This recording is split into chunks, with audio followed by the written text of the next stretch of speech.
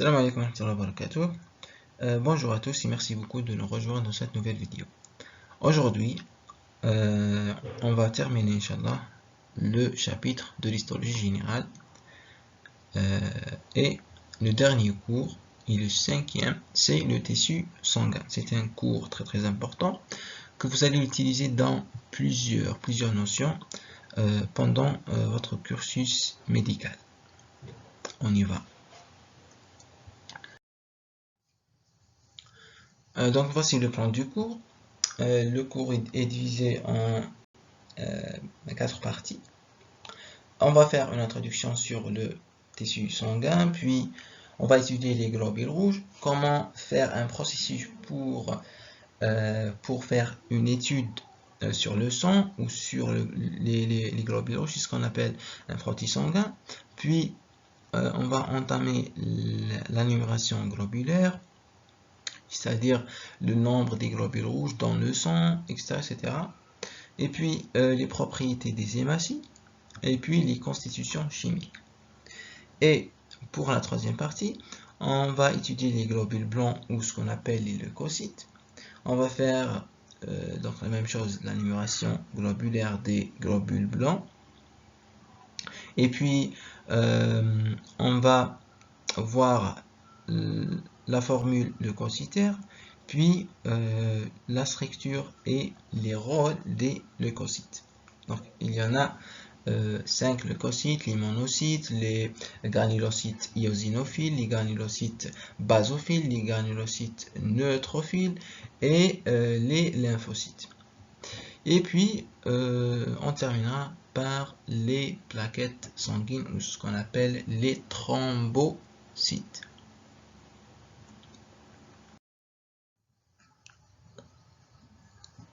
Donc voici une introduction sur le tissu sanguin. Le tissu sanguin, tout simplement, constitue le milieu intérieur liquide. Donc c'est ce qu'on appelle le milieu intérieur liquide. Il est d'origine mésoplastique, c'est-à-dire la feuille moyenne de l'embryon. Il est formé de globules, c'est-à-dire des cellules. Il y a des globules blancs et des globules rouges. De plaquettes sanguines qui sont des débris cellulaires, on va les voir par la suite, et de plasma qui est la phase liquide du sang. Pour l'aspect général, le sang est de couleur rouge bien sûr, comme vous le savez. Mais pourquoi? Tout simplement, cette couleur est due grâce à l'hémoglobine qui est portée par les globules rouges. Le plasma présente 55% du volume sanguin total et il est de couleur jaunâtre. Ses principaux constituants sont l'eau qui présente plus d'un 90% du volume total, des protéines, essentiellement les protéines de défense telles que l'immunoglobuline, des facteurs de coagulation tels que le fibrinogène, et aussi des éléments nutritifs tels que le glucose, les acides aminés, les lipides et les vitamines. Il est constitué aussi des enzymes, donc on trouve beaucoup d'enzymes dans le sang, des déchets du métabolisme tels que donc les gaz respiratoires aussi, par exemple le CO2. Donc aussi les hormones et les électrolytes tels que le zinc, le fer et le cuivre. Il est constitué aussi des éléments minéraux. Donc pour les cations, on a le sodium, le potassium et le magnésium, et le chlore pour les anions. Toutes ces proportions de ces molécules et ions varient, donc les proportions varient dans diverses conditions physiologiques et pathologiques. Pour les rôles, donc on sait que le sang circule continuellement dans un réseau vasculaire clos qui se distribue à travers tous les tissus de l'organisme grâce au cœur. Donc le sang sert de transporteurs donc des molécules telles que les hormones, les substances nutritives, les gaz, etc. Il aussi transporte les produits de déchets vers le foie, les reins et les intestins afin d'en permettre l'enlèvement du corps dans les urines et dans les produits fécals. Le sang assure aussi ce qu'on appelle l'homéostasie. C'est quoi l'homéostasie? L'homéostasie, tout simplement, c'est la régulation naturelle de l'organisme qui consiste à maintenir constants les paramètres biologiques tels que la température, les compositions du sang, etc. etc. Pourquoi? Parce qu'il y a le milieu extérieur. Donc, il faut maintenir constant ces paramètres biologiques. Donc, face aux modifications du milieu extérieur. Voilà.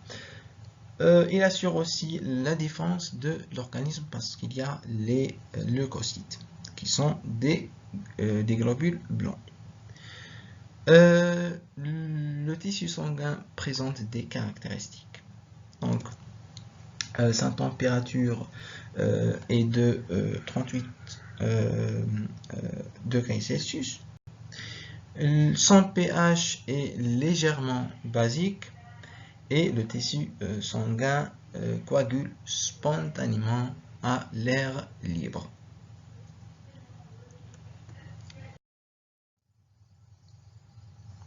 Donc voici ce qu'on va étudier dans ce cours. Donc en général, vous pouvez utiliser ce schéma pendant votre révision. Donc le tissu sanguin est constitué de plaquettes sanguines ou ce qu'on appelle les thrombocytes. Les globules rouges. Donc on va étudier comment faire un processus pour étudier les globules rouges, c'est ce qu'on appelle le frottis sanguin. Puis on va faire la numération globulaire et on va étudier les constitutions chimiques. Pour les globules blancs ou ce qu'on appelle les leucocytes, on va aussi, donc la même chose, faire la numération globulaire, puis la formule leucocytaire. Et on terminera par la structure et les rôles des leucocytes, les monocytes et les lymphocytes, et les granulocytes, les neutrophiles, les eosinophiles et les basophiles.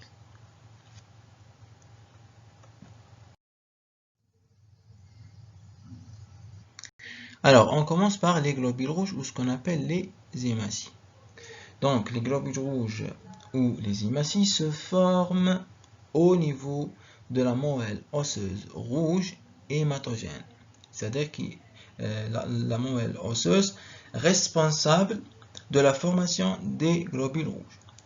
Ces globules rouges passent d'abord dans le sang circulant pour assurer leurs différents rôles, et puis ils seront captés à la fin par des cellules macrophagiques pour être détruits dans le foie et la rate.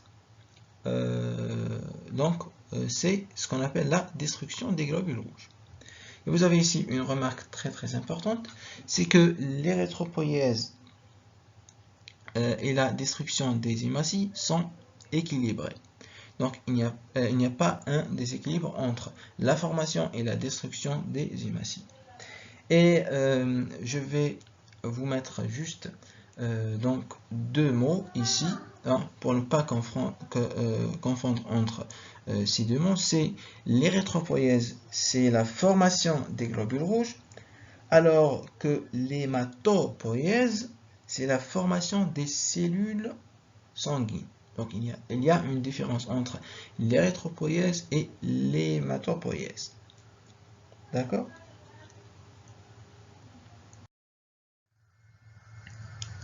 Alors, pour l'étude des composants du sang, on procède par ce qu'on appelle un frottis sanguin. Un volume sanguin est prélevé dans un type de Winthrop contenant de l'héparine. Pourquoi de l'héparine? Parce que tout simplement l'héparine est une substance synthétisée par le foie.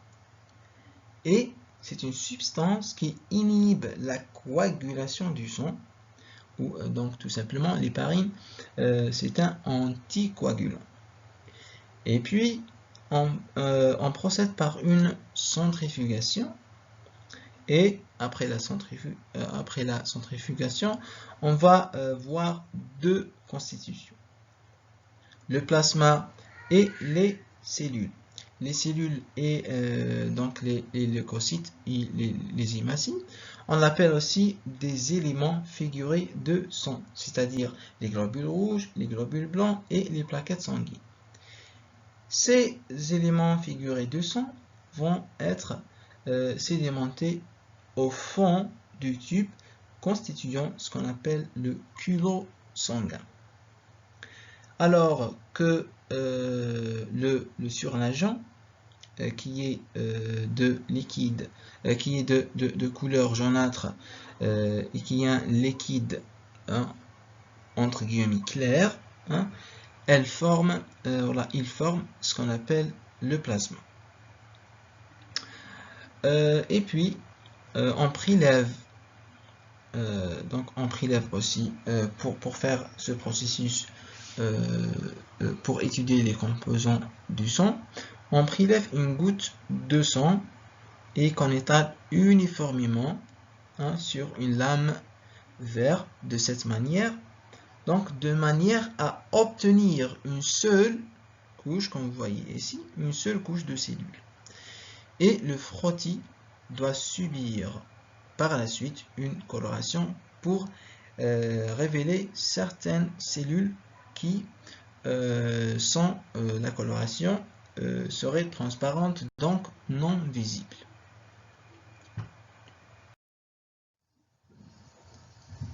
Alors, pour bien comprendre les constitutions du sang, voici ce schéma-là. Donc, vous avez le sang qui est constitué du plasma et des éléments figurés. Le plasma est constitué d'une phase liquide et d'une phase solide. La phase liquide, on l'appelle le sérum, et la phase solide, c'est la fibrine. Et les éléments figurés du sang, vous avez les hématies, les leucocytes et les plaquettes sanguines. Vous avez pour les leucocytes, les granulocytes polynucléaires et les agranulocytes. Les granulocytes, on a les neutrophiles, les eosinophiles et les basophiles. Et pour les agranulocytes, on a deux, les monocytes et les lymphocytes. Les lymphocytes, on a trois, les petits, les moyens et les grands lymphocytes. Et vous avez ici une autre remarque très importante, c'est que le volume du sang, constitue presque 7 à 8% du poids total. Il est de 75 ml par kilogramme chez l'homme et il est de 66 ml par kilogramme chez la femme. Pour le plasma, on a dit qu'il est jaunâtre et il coagule à l'air libre. Et aussi, il est riche en eau et en sels minéraux et aussi en glucides qui est de 0,7 à 1 g par litre. Et il est riche aussi en lipides, essentiellement le cholestérol qui est de 1,6 à 2,5 g par litre. Et il y a aussi des protéines présentées essentiellement par l'albumine. Et vous avez ici tous ces pourcentages-là. On va les voir dans les diapos suivantes.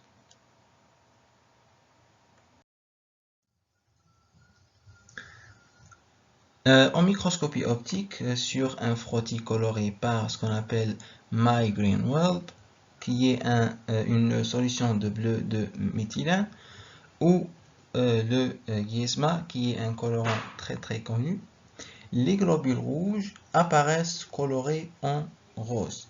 Donc, comme vous voyez ici, les globules rouges apparaissent colorés en rose. Ils sont donc acidophiles. Qu'est-ce que ça veut dire acidophile? C'est-à-dire que ces hématies fixe les colorants acides. C'est pour cela qu'on dit acidophile. Ce sont des cellules anucléées, c'est-à-dire qu'il n'y a pas de noyau dans ces cellules. Ce sont des cellules de petite taille parce que le diamètre est de 7 micromètres. Ils ont une forme de disque biconcave, c'est-à-dire donc concave en haut et concave en bas. En microscopie optique, comme vous voyez ici, donc en microscopie optique, la surface du globule rouge aurait la même structure que les cétomembranes. Et la membrane plasmique présente en plus des agglutinogènes. Et on va voir qu'est-ce que ça veut dire les agglutinogènes dans les diapos suivantes. Voilà. Pourquoi tout cela? Pourquoi on veut voir les hématies en microscopie optique et en microscopie électronique? Tout simplement, cette observation de la préparation permet de déterminer s'il y a des anomalies et de dénombrer aussi les globules rouges, et elle permet aussi de repérer d'éventuels parasites dans le sang.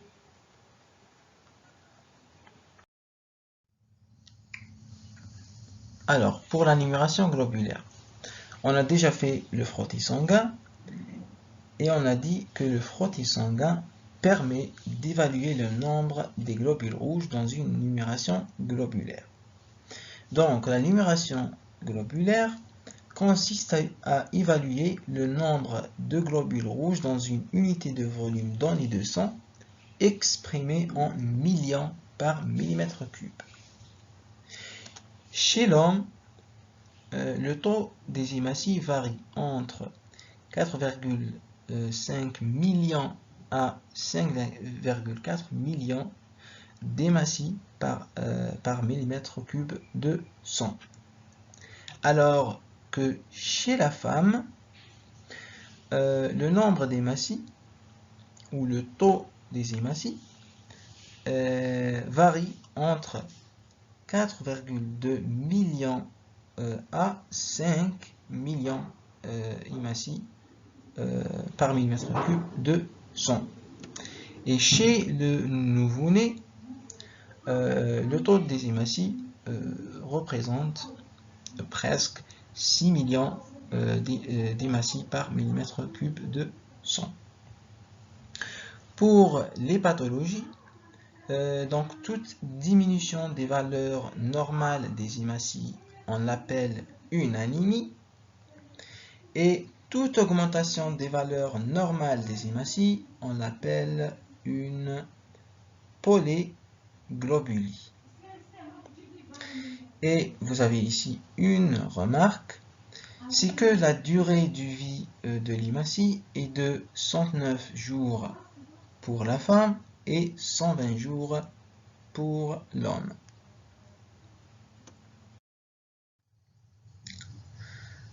Voici les propriétés des hématies. Il y a ce qu'on appelle l'agrégation, c'est-à-dire que les hématies se regroupent en rouleaux. Donc il y a une sorte de regroupement. La sédimentation, c'est-à-dire la vitesse de dépôt de matière dans un liquide organique. Et cette propriété va nous permettre de déterminer ce qu'on appelle la vitesse de sédimentation.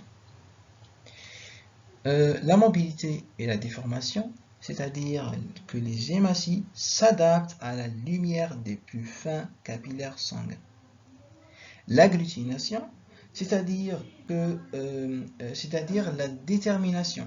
L'agglutination, c'est-à-dire la détermination des groupes sanguins grâce à ce qu'on appelle les agglutinogènes de la membrane plasmique, et on va voir c'est quoi, donc on va voir les propriétés des agglutinogènes dans les diapos suivantes.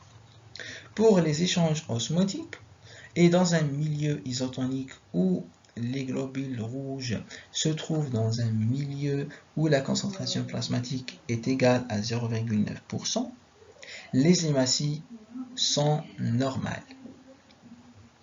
Alors que dans un milieu hypotonique, où on retrouve les globules rouges dans un milieu où la concentration plasmatique est presque égale à 0,6%, les hématies sont turgescentes, c'est-à-dire augmentées de volume.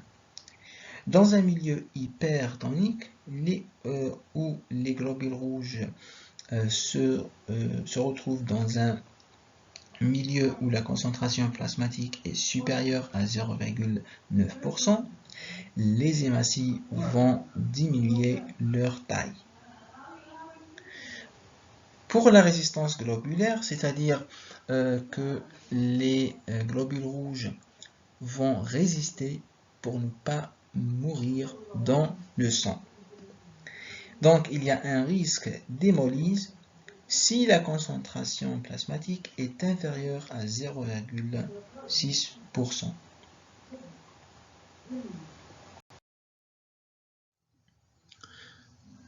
Pour les constitutions chimiques, on a déjà vu que le globule rouge est une cellule anucléée, c'est-à-dire son noyau, et aussi sans organite cytoplasmique. Pour le cytoplasme, le globule rouge est riche, très riche en eau et en hémoglobine. Et c'est quoi l'hémoglobine? L'hémoglobine, tout simplement, est une protéine composée de chaînes peptidiques auxquelles sont rattachés 4 atomes de fer appelés M.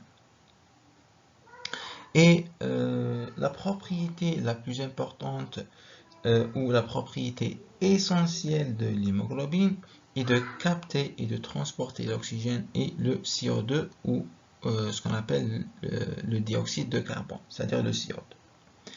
Et aussi, il y a une remarque ici, c'est que l'hémoglobine plus l'oxygène, on l'appelle oxyhémoglobine, et l'hémoglobine plus le CO2, on l'appelle carboxyhémoglobine.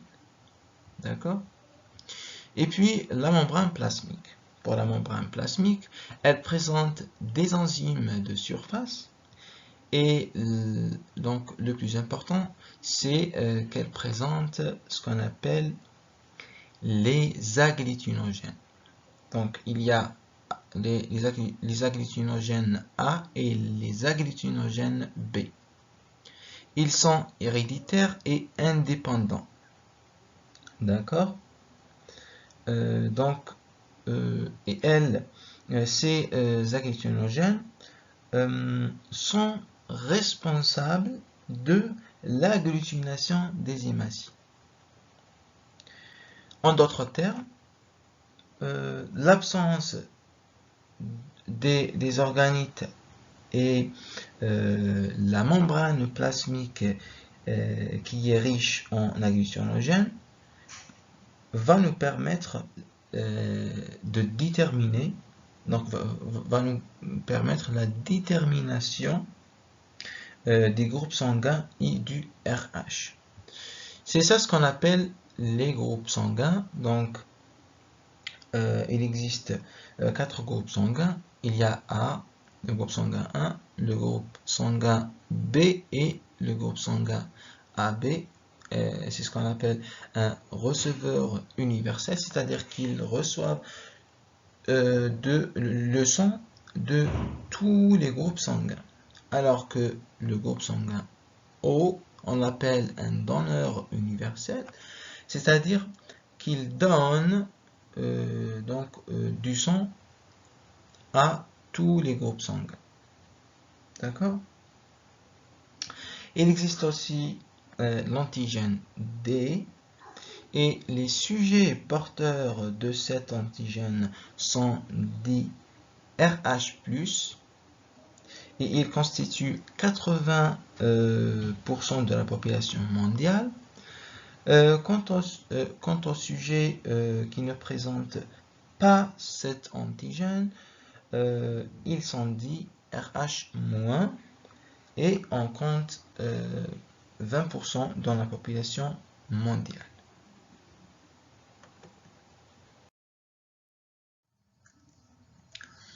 Donc voici ce schéma pour bien expliquer les groupes sanguins. Imaginez avec moi que vous avez 5 globules rouges, d'accord? A, B, AB, O et D. Si on ajoute l'agglutinogène A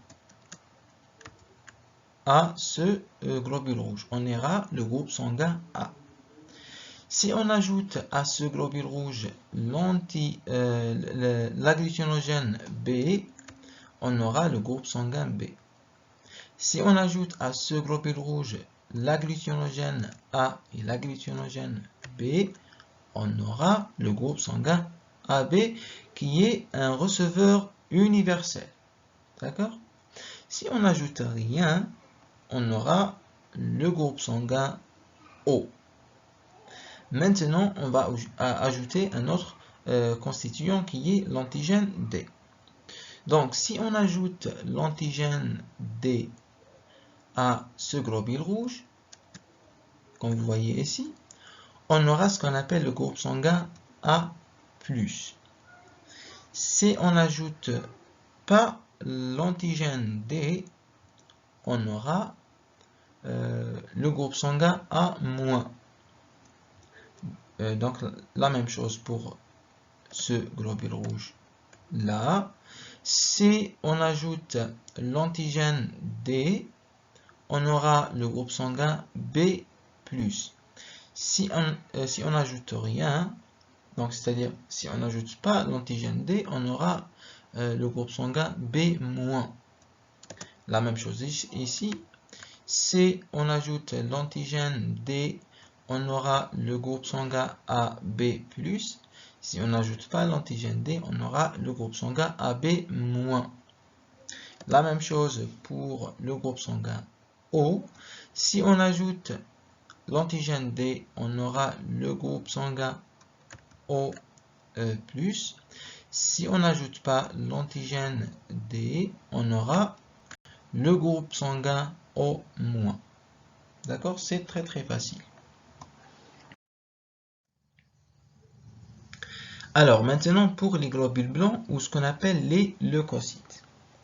Donc les globules blancs sont des cellules nucléées qui présentent des organites cytoplasmiques. Ils sont doués de propriétés particulières telles que la diapidèse et la phagocytose. La diapidèse c'est tout simplement la migration des leucocytes à travers la paroi des capillaires lors d'un processus inflammatoire. Je répète, la diapidèse, c'est la migration des leucocytes à travers la paroi des capillaires lors d'un processus inflammatoire. D'accord?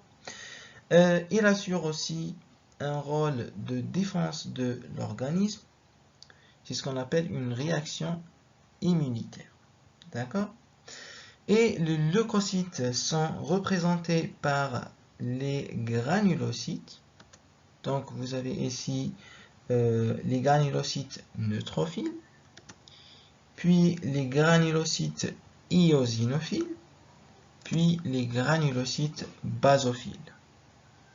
Et aussi ce qu'on appelle les agranulocytes ou mononucléaires, qui sont présentés par les monocytes et les lymphocytes. D'accord? Ces leucocytes se présentent temporairement dans le sang et elles migrent dans le tissu conjonctif irrité pour assurer sa défense.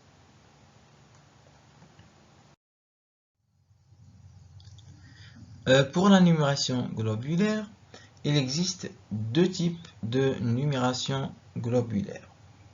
La numération globulaire totale et la numération globulaire partielle. La numération globulaire totale, elle permet d'évaluer le nombre des leucocytes contenus dans un volume donné de sang. Et le nombre des leucocytes varie entre 6000 à 7000 leucocytes par millimètre cube de sang. Et en pathologie, quand le taux des leucocytes est supérieur à la normale, on parle d'hyperleucocytose. Et si le taux des leucocytes est inférieur à la normale, on parle de leucopénie. D'accord?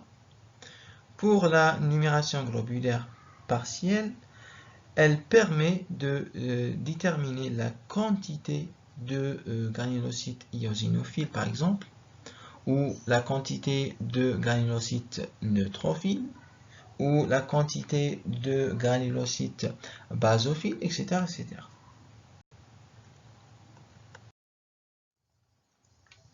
Alors, pour la formule leucocytaire. La formule leucocytaire est tout simplement le pourcentage respectif des différents éléments leucocytaires. Donc, je répète, la formule leucocytaire est le pourcentage respectif des éléments ou des différents éléments leucocytaires. Donc, normalement, on a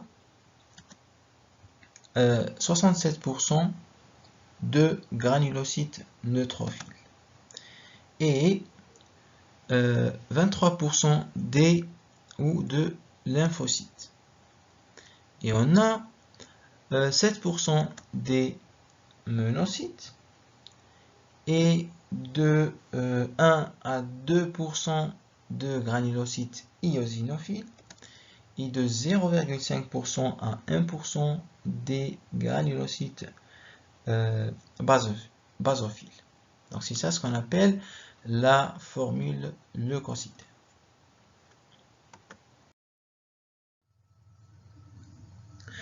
Cette partie de cours est très importante. Hein. Elle parle de la structure et des rôles des leucocytes.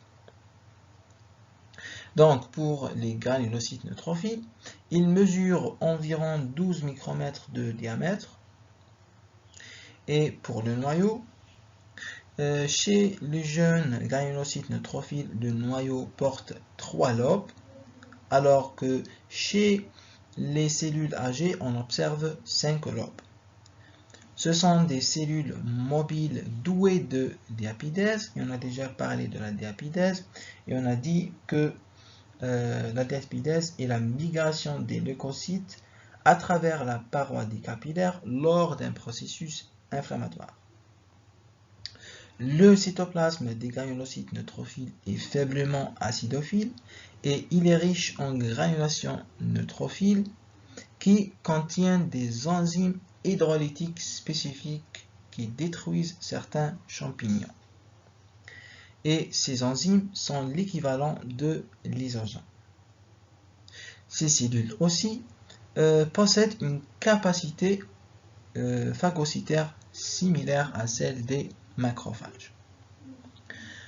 Pour les granulocytes eosinophiles, ils sont de plus grande taille que les granulocytes neutrophiles et leur noyau est bilobé en forme de fer à cheval. Le cytoplasme est acidophile et renferme de nombreuses granulations eosinophiles de taille moyenne riches en protéases, comme vous voyez ici.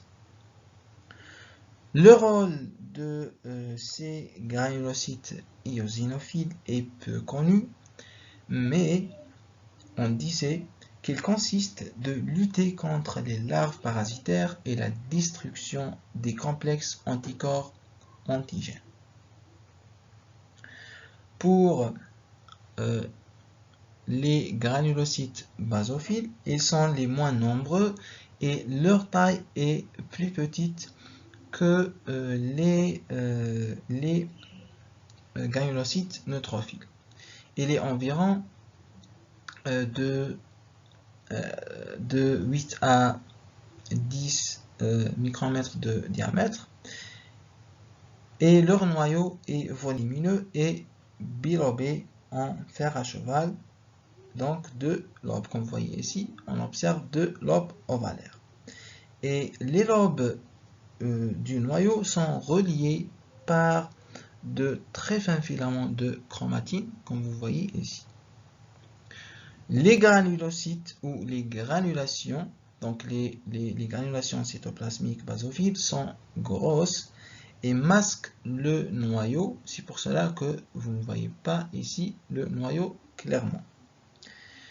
Le rôle de ces granulocytes basophiles est, on disait, inconnu, mais selon mes recherches, je trouve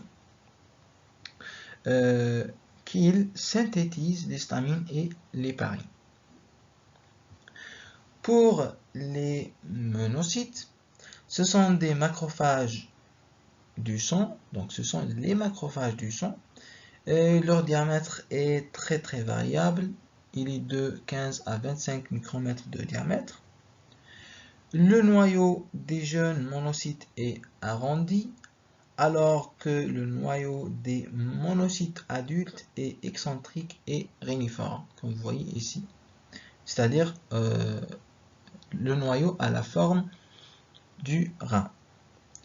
Et il présente une chromatine homogène, comme vous voyez ici.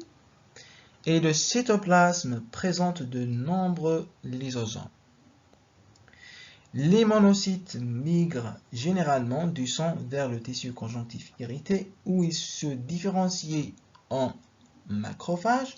C'est pour cela qu'on les appelle les macrophages du sang.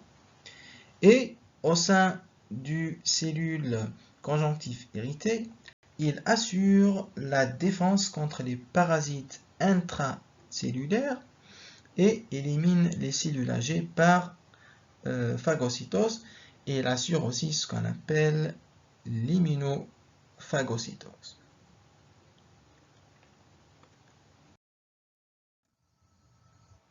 On continue toujours avec les leucocytes et on a ce qu'on appelle les lymphocytes, c'est la dernière catégorie des leucocytes. Les lymphocytes sont représentés sous 3 états morphologiques en fonction de leur stade de maturité. On a les lymphocytes ou les petits lymphocytes dont la taille est de 8 micromètres de diamètre. Leur noyau est rond et la chromatine est dense et occupe presque la totalité de la cellule, comme vous voyez ici. Pour le lymphocyte moyen, le diamètre varie entre 10 à 12 micromètres et son cytoplasme, comme vous voyez ici, est basophile et il est plus abondant que le précédent. Son noyau est arrondi ou ovalaire. D'accord? Pour le grand lymphocyte, il mesure environ 15 micromètres de diamètre et l'accroissement de sa taille est dû à la présence d'un cytoplasme plus abondant et cette cellule possède un noyau central, comme vous voyez ici, arrondi ou peut-être ovalaire. Et son cytoplasme est très riche en ribosomes et en REG. Et vous avez ici une remarque, c'est que le noyau dans tous ces cellules-là occupe presque la totalité de la cellule. Et ces cellules-là assurent la synthèse d'anticorps spécifiques aux antigènes ayant induit leur synthèse. Donc, les lymphocytes assurent la défense immunitaire.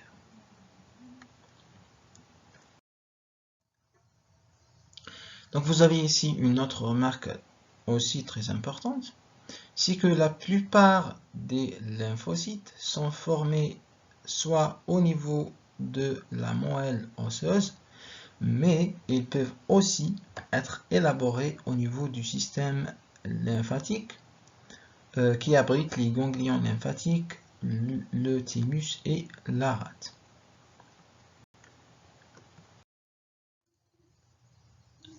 On est arrivé à la dernière partie de ce cours et on va parler des plaquettes sanguines ou ce qu'on appelle les thrombocytes. Donc, qu'est-ce que ça veut dire les plaquettes sanguines ou les thrombocytes? Donc, tout simplement, Les thrombocytes, ce sont des fragments de cellules dont la taille varie entre 2 à 5 micromètres. Ils proviennent, comme vous voyez ici, de la fragmentation plaquettaire du mégacaryocyte de la moelle osseuse rouge hématogène. Et en microscopie optique, les thrombocytes apparaissent anucléés, c'est-à-dire qu'il n'y a pas de noyau. Leur cytoplasme est formé d'une région centrale appelée granulomère riche en granulation et une région corticale claire appelée hyalomère qui est homogène et pauvre en molécules. En microscopie électronique, les cytomembranes ont une épaisseur de 70 angstroms. Voilà. Pour le taux des thrombocytes, il varie entre 250 000 à 400 000 thrombocytes par millimètre cube de sang. Donc tout simplement. En pathologie, une augmentation du nombre de plaquettes supérieure à la normale est une hyperplaquettose, alors qu'une baisse du nombre de thrombocytes est une thrombopénie.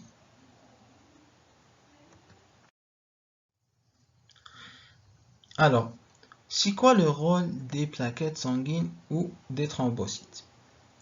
Donc tout simplement, les plaquettes sanguines sont impliquées essentiellement dans ce qu'on appelle l'hémostase et la coagulation du sang, comme vous voyez ici.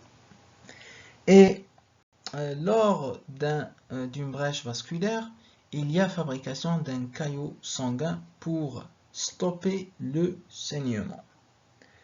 C'est-à-dire que ce processus est un processus physiologique qui se met en route lors d'une brèche vasculaire. Et ce processus a pour but, comme vous voyez ici, la fabrication d'un caillot sanguin, donc de s'opposer à l'hémorragie. Donc, si vous avez des questions, n'hésitez pas à les poser dans les commentaires. Et je vous remercie pour votre attention et à bientôt.